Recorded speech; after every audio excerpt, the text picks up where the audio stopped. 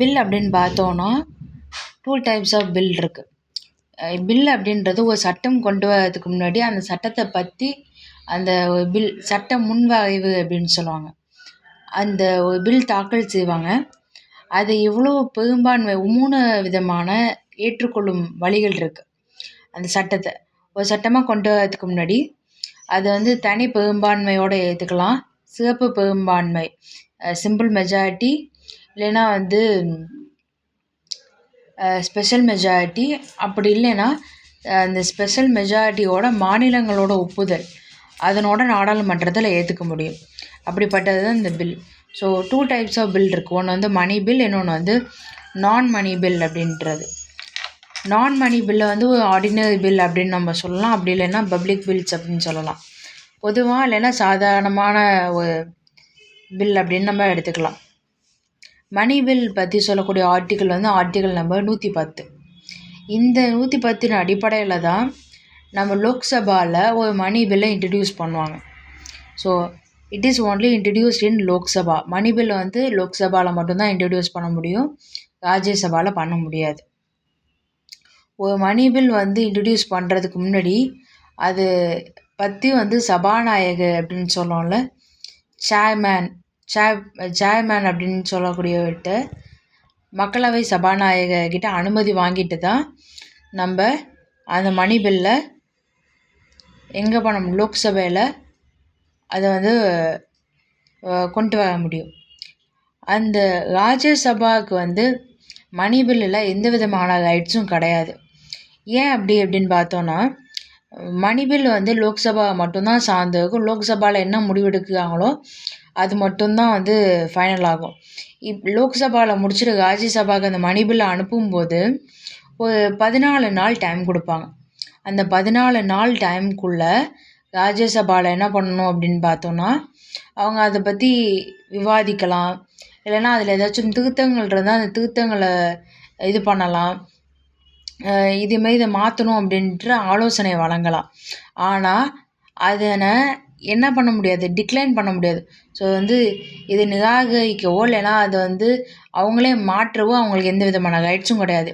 So அவங்க என்னென்ன ஆலோசனையோ என்னென்ன இதுமாரி கொண்டு வரலாம்னு சொல்லிட்டு அந்த மணி பில்லில் வந்து இதுமாதிரி எஜுகேஷனுக்கு ஒரு 10 லட்சம் எக்ஸாம்பிளுக்கு ஸ்பெண்ட் பண்ணுறதா இருக்காங்கன்னா, இல்லை நீங்கள் ஒரு 11 லட்சம் 12 லட்சத்துக்கு மேலேயே செலவு பண்ணணும் அப்படின்னு சொல்லிட்டு ராஜ்யசபா சொல்கிறாங்க. அதை வந்து ராஜ்யசபா என்ன பண்ணுவாங்க, அதேமாதிரி வந்து லோக்சபா கிட்ட இதுமாதிரி தன்னோட அட்வைஸ் வந்து கொடுப்பாங்க. ஆனால் லோக்சபா அது ஏற்றுக்கிறதும் ஏற்றுக்காமல் போகிறதும் அவங்களோட தனிப்பட்ட இது. ஸோ அவங்க ஏற்றுக்கலாம், இல்லைன்னா அதை நிராகரிச்சுட்டு அந்த இதை என்ன பண்ணுவாங்க, மணி பில்லை பிரசிடெண்ட்டை கொடுப்பாங்க. ஸோ பிரசிடெண்ட் என்ன பண்ண முடியும் மணி பில் அப்படின்னு பார்த்தோன்னா, ஒன்று அவரால் அந்த மணி பில்லுக்கு ஒப்புதல் கொடுக்கணும், இல்லைன்னா நிராகரிக்கணும். ஆனால் அது திருப்பி அனுப்ப முடியாது அவங்கள்ட்டே. ஸோ இதில் மாற்றங்கள் செய்யுங்க அப்படின்னு சொல்லிட்டு அனுப்பவே முடியாது மணி பில்லில். ஆர்டினரி பில்லில் கூட அனுப்ப முடியும், ஆனால் மணி பில்லில் அனுப்ப முடியாது. ஸோ செகண்ட் வந்து ராஜ்யசபாவுக்கு உள்ள ஒரே ஒரு ரைட்ஸ் என்ன அப்படின்னு நம்ம பார்த்தோன்னா, ஒரு 14 நாள் 14 days 2 weeks மட்டும்தான் காலதாமதம் படுத்த முடியும். 14 நாள் அவங்க வந்து விவாதம் பண்ணிக்கலாம், என்ன வேணாலும் பண்ணிக்கலாம். அதுக்கப்புறம் மக்களவைக்கிட்ட கொடுத்தே ஆகணும். அவங்க எப்படி அவங்க ஏற்றுக்கல அப்படின்னாலும் கூட அவங்க மக்களவை கவலைப்பட மாட்டாங்க, லோக்சபா. ஸோ லோக்சபாவோட டிசிஷன் தான் மணி பில்லில் ஃபைனல். அடுத்தது ராஜ்யசபா. அடுத்தது வந்து ஆர்டினரி பில் அப்படின்னா நான் மணி பில் அப்படின்னு நம்ம சொல்லுவோம். இதில் வந்து நிதி சம்மந்தப்பட்ட எந்த விஷயமும் இருக்காது, சாதாரண ஒரு மசோதா போல தான் இருக்கும். இந்த சாதாரண மசோதாவை யார் வேணாலும் லோக்சபாவில் இன்ட்ரடியூஸ் பண்ண முடியும். ஈவன் ஒரு மினிஸ்டர் வந்து பண்ண முடியும். அதே சமயம் ஆளுங்கட்சியில் இல்லாமல் எதிர்கட்சியில் இருக்கக்கூடிய ஒரு மெம்பர் கூட, எந்த அமைச்சராக இல்லாமல் ஒரு நாடாளுமன்ற உறுப்பினர் ஆஸ் அ பார்லிமெண்ட் மெம்பர் கூட தனிநபர் மசோதா அப்படின்னு சொல்லிட்டு கொண்டு வர முடியும். இந்த ஆர்டினரி பில்லை வந்து எங்கே பண்ணலான்னா, லோக்சபாலையும் பண்ண முடியும், ராஜ்யசபாலையும் பண்ண முடியும். சப்போஸ் ஒரு விஷயத்த இந்த லோக்சபா ஏற்றுக்குச்சு, இந்த ஆர்டினரி பில்லில் உள்ள சில விஷயத்த வந்து லோக்சபா ஏற்றுக்குச்சு, ஆனால் ராஜ்யசபாவில் போதுமான அளவு மெஜாரிட்டி கிடைக்கல. ஸோ அப்போ என்ன பண்ணுவாங்க அப்படின்னு பார்த்தோன்னா, பிரசிடென்ட் என்ன பண்ணுவார், ஜாயிண்ட் சிட்டிங் அப்படின்றத இது பண்ணுவார். அதாவது லோக்சபாவும் ராஜ்யசபாவும் ரெண்டுமே அந்த கூட்டத்தில் வந்து இருக்கணும். அதுதான் அது சொல்கிறது தான் ஆர்டிகல் 108. ஸோ லோக்சபாவையும் ராஜ்யசபாவையும் குடியரசுத் தலைவர் கூட்டத்தொடருக்கு அழைப்பார். ஸோ அதான் நம்ம ஜாயிண்ட் சிட்டிங் அப்படின்னு சொல்லுவோம். ஸோ அதில் அந்த ஜாயிண்ட் சிட்டிங்க்கு யார் தலைமை வகிப்பாங்க அப்படின்னு பார்த்தோன்னா, மக்களவை சபாநாயகர். ஸோ லோக்சபாவோட சேர்மன் யாரோ அவர் தான் தலைமை வகிப்பார். இங்கே கண்டிப்பாக அந்த பில் வந்து வெற்றி அடைஞ்சிடும். ஏன் அப்படி சொல்கிறேன் அப்படின்னு பார்த்தோன்னா, இப்போ இந்த ஆர்டினரி பில் அப்படின்றது வந்து ஒரு ஆளும் கட்சி கொண்டு வருது அப்படின்னு பார்த்தோன்னா, ஆளுங்கட்சிக்கு மக்களவையில் பெரும்பான்மை இடங்கள் இருக்கும். ஸோ அதிகமான இடங்கள் இருக்கும். பெரும்பான்மை இருக்கலாம், இல்லைனா அதிகமான இடங்கள் கூட இருக்கலாம். அதே வந்து ராஜ்யசபையிலையும் அவங்களுக்கான சீட்ஸ் இருக்கும். அப்போ ரெண்டுத்தையும் பார்க்கும்போது கண்டிப்பாக ஆளுங்கட்சிக்கு ஒரு ஆர்டினரி பில் கொண்டு வரும்போது அங்கே சக்ஸஸ் ஆகும். சப்போஸ் எதிர்கட்சி கொண்டு வர பில் வந்து ஒன்று சக்ஸஸ் ஆகலாம், இல்லைன்னா வந்து ஃபெயிலியர் ஆகலாம். ஏன்னா அவங்களுக்கு பெரும்பான்மை பலம் இல்லாத போது இதே மாதிரி நடக்கிறதுக்கு வாய்ப்பு இருக்குது.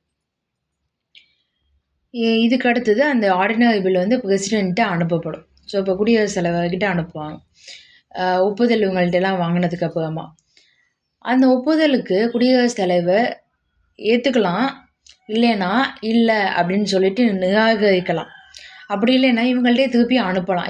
இதில் மாற்றுதும் சில மாறுதல்கள் பண்ணுங்க அப்படின்னு சொல்லிட்டும் அனுப்பலாம். ஸோ அதை மாற்றிட்டு திருப்பியும் பிரசிடென்ட்டை அனுப்புகிறாங்க. இவங்க அனுப்பும்போது பிரசிடென்ட் திருப்பியும் வந்து என்ன பண்ண முடியாது, அனுப்ப முடியாது. கண்டிப்பாக ஏற்றுக்கிட்டே ஆகணும். ஒரு டைம் மட்டும்தான் என்ன பண்ண முடியும் அப்படின்னு பார்த்தோன்னா, இதில் மாற்றங்கள் ஆர்டினரி பில்லில் மாற்றங்கள் கொண்டு வரும்படி லோக்சபாட்டையோ ராஜ்யசபாட்டையோ அந்த பில்லை வந்து இது பண்ண முடியும், கொடுக்க முடியும். திருப்பியும் அவங்க மாற்றுதல்கள் கொண்டு வந்துட்டோ இல்லைன்னா கொண்டு வராமலையோ அவங்க என்ன பண்ணலாம், திருப்பியும் குடியரசுத் தலைவருக்கு அனுப்பலாம். அப்படி வந்து அந்த பில் மேலே குடியரசுத் தலைவர் எந்த விதமான இதுவும் பண்ண முடியாது, கண்டிப்பாக அவங்க ஏற்றுக்கிட்டே ஆகணும் அப்படின்ட்டு நம்ம இந்தியன் கான்ஸ்டியூஷன் சொல்லுது. அடுத்தது இதே மாதிரி 3 இம்பார்ட்டண்டான ஆர்டிகல் என்ன அப்படின்னு பார்த்தோன்னா, 123, 213, 321, 312. ஸோ 123 அப்படின்னு நம்ம பார்த்தோன்னா, பிரசிடெண்ட்டுக்கு அந்த சட்டமன்றம் அப்படிங்க சொல்கிறது நாடாளுமன்றம். ஸோ நாடாளுமன்றத்தை நம்ம என்னென்னு சொல்லலாம்னா தேசிய சட்டமன்றம் அப்படின்னு சொல்லலாம். அதே மாதிரி வந்து மக்களாட்சியோடைய பிரதிநிதிகள் இருக்கக்கூடிய அவை அப்படின்னு சொல்லலாம். The legislative power of president 123 சொல்லுது. அந்த இப்போ நாடாளுமன்றம் நடக்கலை, அந்த நடக்காத சமயத்தில் ஏதோ ஒரு அவசர நிலை ஏற்படுது. ஸோ அப்போ என்ன பண்ணலாம், பிரசிடெண்ட் இதே மாதிரி ஒரு அவசர நிலையை ஏற்படுத்த முடியும் அப்படின்னு சொல்கிறதான் ஆர்டிகல் 123. 213 இது அப்படிங்க ஸ்டேட்டுக்கு வரும்.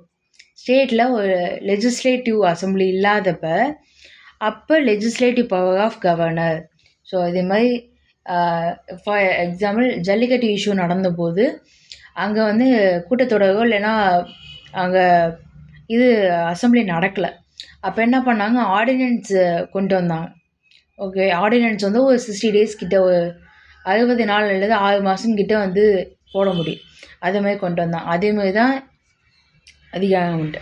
312 அப்படின்றது என்ன சொல்லுதுன்னா, ராஜ்யசபாக்குள்ள ஒரு சிறப்பு அதிகாரம் அப்படின்றத பற்றி சொல்லுது.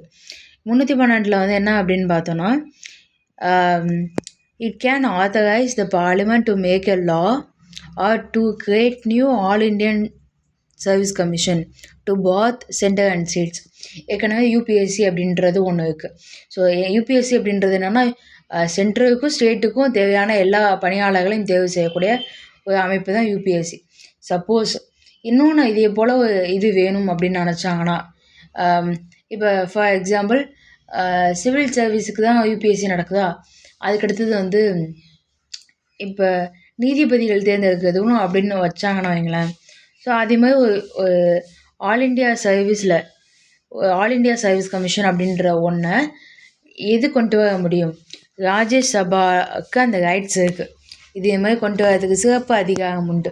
ஸோ அவங்க என்ன பண்ண முடியும், ஆத்தரைஸ் பண்ணால் மட்டும்தான் to make a law to create new all India service commission to both சென்ட்ருக்கும் ஸ்டேட்டுக்கும் இதேமாதிரி ஆல் இண்டியா சர்வீஸ் கமிஷன் அப்படின்ற ஒன்று அமைக்கணும் அப்படின்ற நாடாளுமன்றத்தோட நாடாளுமன்ற சட்டம் இயற்றும் அதிகாரம் மாநிலங்களவைக்கு உண்டு.